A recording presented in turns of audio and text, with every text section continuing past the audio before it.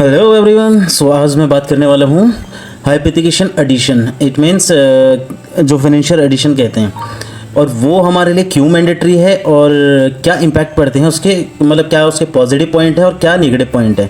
ठीक है, तो मैंने आपके सामने एक इंश्योरेंस मोटर पॉलिसी, ठीक है, मैंने वो ओपन कर रखी है। उसमें मैं बताऊंगा आपको। देखो सबके ना सिमिलर ही जो टर्म कंडीशन है सिमिलर ही होते हैं, क्योंकि ये सब एक ही को फॉलो करते हैं, जिसकी गाइडलाइंस मतलब एक ही उसको गाइडलाइंस करती है, जो है IRDA। तो उसका क्या होता है कि उसकी जो गाइडलाइंस हैं सारे जितने भी इंश्योरर हैं उसी को फॉलो करते हैं। और उसका इम्पैक्ट अब मैं बताता हूँ कि हाइपोथेकेशन में, मतलब क्योंकि टर्म इसमें बहुत सारे हैं, छोटी छोटी चीज़ें होती हैं, तो मैं आज आपको केवल हाइपोथेकेशन मतलब फाइनेंशियल एडिशन या डिलीशन का क्या इम्पैक्ट पड़ता है हमारे उसमें, वो मैं बताता हूँ। चलो देखो, ये एक मोटर पॉलिसी है जिसमें, हालांकि मैं केवल जो पॉलिसी यूज़ कर रहा हूँ एक एजुकेशनल पर्पस कर रहा हूँ, इसका कोई भी मिसयूज़ करने का कोई इरादा नहीं है। ठीक है, तो मैं आपको ले जाता हूँ। जैसे एक ये पॉलिसी खोली के, मैं किसी का नाम नहीं ले रहा हूँ और ना ही किसी का सजेस्ट कर रहा हूँ, तो मैं केवल एजुकेशनल पर्पस इसका यूज़ कर रहा हूँ। आप देखोगे ये है ओन डैमेज और ये है TP पार्ट।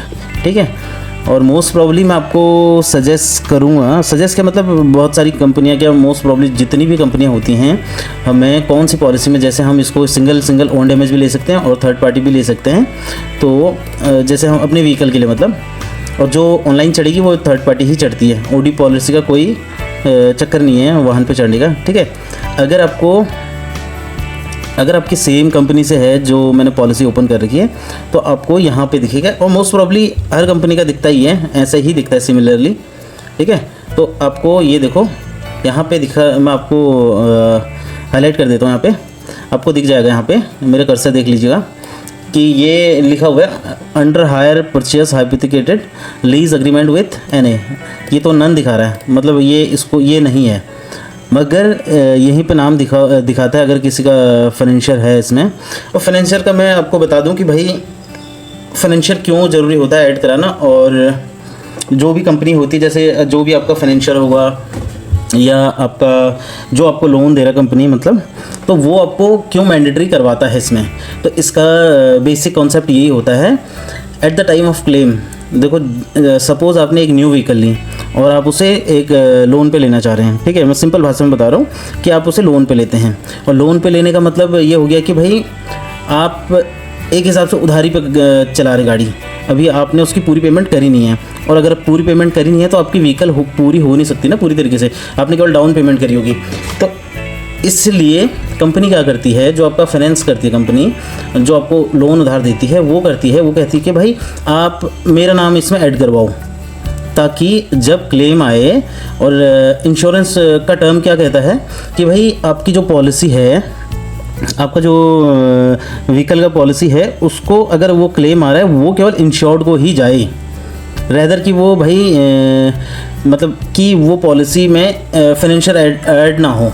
अगर वो ऐड होता है पॉलिसी में फाइनेंशियल, तो फिर वो फाइनेंशियल को जाता है। ठीक है, अब सपोज़ मैं आपको एक एग्जांपल देता हूँ कि भाई आपकी जैसे आपने पॉलिसी खरीदी, ठीक है, आपने लोन भी लिया। अगर आप जब स्टार्टिंग में व्हीकल निकालते हैं, मतलब न्यू व्हीकल पे जो होता है, उसमें क्या होता है फाइनेंशियल कि भाई आपने नई व्हीकल निकाली तो उसमें 1 साल के लिए ओन डैमेज मिलता है आपको।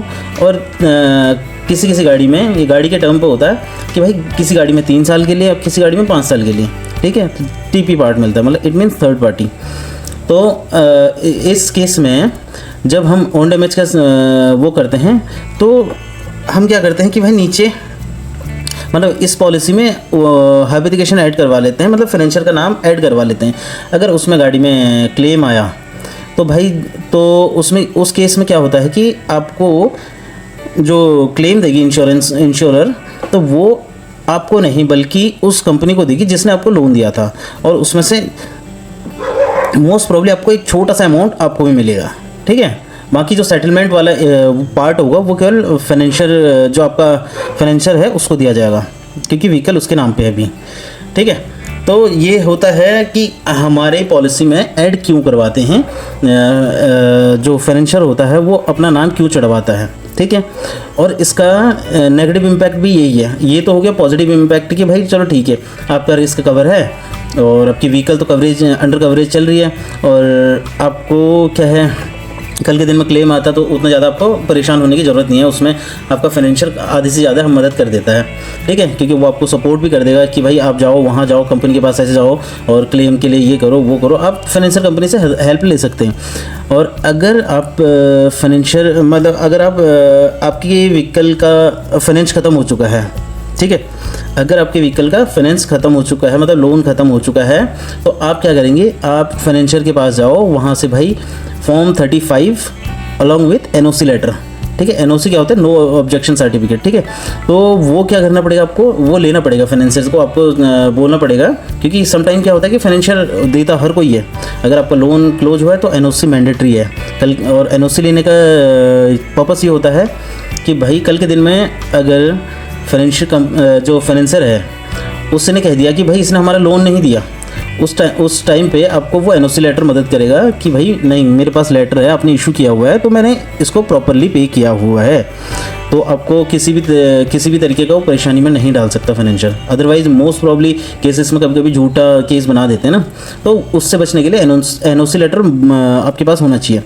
और फॉर्म 35 इसलिए चाहिए होता है क्योंकि आपको ना जब अपनी आरसी में से, क्योंकि देखा होगा आपने कि आपकी आरसी में भी फाइनेंशियल का नाम चढ़ जाता है, ठीक है, और पॉलिसी में ऐड तभी होता है या तो आपके पास फाइनेंशियल लेटर हो या फिर आपके आरसी में नाम चढ़ा हो फाइनेंसर का, तब जाके इन दो सिनेरियो में ऐड होता है पॉलिसी में, अदरवाइज नहीं होता ऐड, ठीक है। तो सेकेंडली अगर मैं उसका करूँ नो ऑब्जेक्शन सर्टिफिकेट की बात, तो आपको क्यों मैंडेटरी है और क्यों हटवाना क्यों चाहिए, क्योंकि भाई आपने तो अपनी व्हीकल का रिस्क कवर अपने उसमें डाल रखा था फाइनेंशियल नाम पे, अगर आप उसे हटाते नहीं, कल के दिन में क्लेम आया तो आपने वो भाई सारा क्लेम फाइनेंशियल हो जाएगा, आपको नहीं मिलेगा उसमें अमाउंट। तो इसलिए इसको रिमूव करवाना भी ज़रूरी है। और रिमूव करवाने के लिए मैंने और भी वीडियोज़ डाली हुई हैं, रिमूव आप करवा सकते हैं मेरी वीडियो के थ्रू। बहुत एक्यूरेट मैंने बहुत इजी वे में की, ताकि एक छोटा भी व्यक्ति हो तो जो मतलब इतनी नॉलेज नहीं रखता हो इंटरनेट की, वो भी उसे आसानी से रिमूव कर देगा, ठीक है।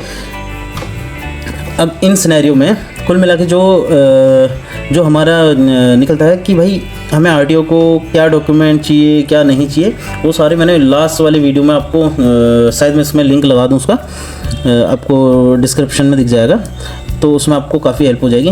तो फाइनेंशियल का कहानी है कि भाई हमें चढ़वाना भी ज़रूरी है और रिमूव करवाना भी ज़रूरी है, तो ये चीज़ आप ध्यान में रख लेना। बाकी जो है नेक्स्ट कवरेज के बाद हम जल्दी ही करेंगे किसी देखता हूँ मैं इसमें कौन सा थोड़ा हमारे लिए, जैसे नो क्लेम डिस्काउंट है, ठीक है, और एनी अदर डिस्काउंट है, ये सारी चीज़ें क्या होती हैं, और ज्योग्राफिकल एरिया एक्सटेंशन IMT 1, ठीक है। तो मैं इसके बाद में आपको फिर IMT की गाइडलाइंस वगैरह क्या हैं क्या नहीं है, वो सारी चीज़ें आपको गाइड करने की। देखो आप थ्योरेटिकल समझ सकते हो, पढ़ सकते हो, लेकिन आपको जो प्रैक्टिकली जिस बंदे ने किया हो, जिसको ना कहते हैं गुरु क्यों चाहिए होता है, गुरु इसलिए चाहिए होता भाई, उसने एक्सपीरियंस की होती हैं चीज़ें, उसको पता होता है, उसने 10 जगह वो एक्सपीरियंस की होती है, मतलब अगर उसने 10 पर्सन को ज्ञान दिया है, उसमें से ना वो एक पे अप्लीकेबल भी हुआ होगा कि अप्लाई हुआ होगा कि भाई ये चीज़ उसके साथ ये सिनेरियो था, कल के दिन में उसे भी पता चला, इट मीन्स उसको एक्सपीरियंस होगा। तो इसलिए एक डायरेक्शन के लिए मेंटर को हो, गुरु को हो, तो वो होना ज़रूरी होता है। अगर मैं आपको प्रैक्टिकली बता रहा हूँ कि भाई ये चीज़ें ऐसी होती हैं, एग्जैक्ट कैसे काम करती है, अगर आपको कोई क्वेश्चन हो तो मैं हर एक कमेंट्स पढ़ता हूँ, तो अगर मुझे लगता है कि हाँ ये तुमसे मतलब नेसेसरी है, तुम्हें इसकी नॉलेज देनी चाहिए, तो डेफिनेटली मैं उसका दूंगा। अदरवाइज बाकी तो फालतू लोग, आजकल तुम्हें पता है कि सोशल मीडिया इतना चल रहा है, तो भाई बहुत सारी चीज़ें अच्छी भी हैं, बहुत सारी चीज़ें नेगेटिव भी हैं, तो ठीक है, मैं इसको एक एजुकेशनल पर्पस यूज़ कर रहा हूँ, प्लीज़ मिसयूज़ मत करना। और आपको आगे कौन से कवरेज के बारे में जानना हो और किसी भी चीज़ के लिए इंश्योरेंस पॉलिसी के बारे में जानना हो, तो मुझे प्लीज़ बताइए, मैं ताकि उस पे वीडियो बना के आपको एक्सप्लेन करूँ कि भाई चीज़ें क्या होती हैं और कैसे होती हैं, ठीक है। फिलहाल के लिए बाय, फिर मिलते हैं जल्दी।